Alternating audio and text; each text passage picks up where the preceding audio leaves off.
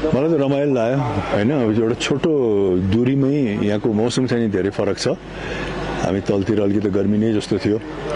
2-3 घण्टा ड्राइभ गर्ने पश्चात चाहिँ नि अलिकति मौसम यहाँ अहिले पनि चिसचिसै छ र यहाँको स्थानीय व्यक्तिहरू पनि असाध्यै रमाइलो हुनुहुन्छ, मिलनसार हुनुहुन्छ, हँसिलो हुनुहुन्छ। एकदमै खुसी लाग्यो यो क्षेत्रमा आएर। हैन, हामीले आफ्नो राष्ट्रलाई एकदम पर्यटकीय राष्ट्र त भनिरहेछौँ, तर त्यही पनि हाम्रो पर्यटकीय क्षेत्रमा चाहिँ नि हामीले जति गर्नुपर्ने हो एज अ पर्यटकीय राष्ट्र त्यति गरेको सायद छैन जस्तो लाग्छ मलाई।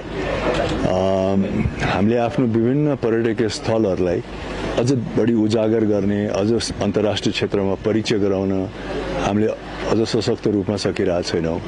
प्रायःजसो पर्यटकहरू आउनुहुन्छ, उहाँहरूको धेरैजसो गन्तव्य भनेको काठमाडौँ, चितवन, पोखरामै सीमित रहन्छ। कोहीको अलिकति ट्रेकिङ जानुहुन्छ।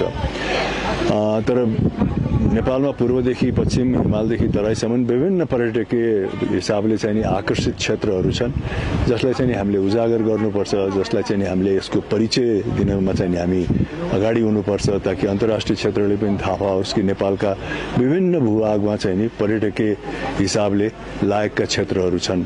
र त्यो भएको खण्डमा हाम्रा विभिन्न रमणीय स्थलहरूमा पनि एउटा आर्थिक उन्नति हुन्थ्यो, पर्यटकीय हिसाबले चहल पहल हुन्थ्यो। त्यो चाहिँ नि हामीले गर्न जरुरी छ यदि हामी साँच्चैकै रूपमा चाहिँ नि पर्यटकीय राष्ट्र हुने हो भने।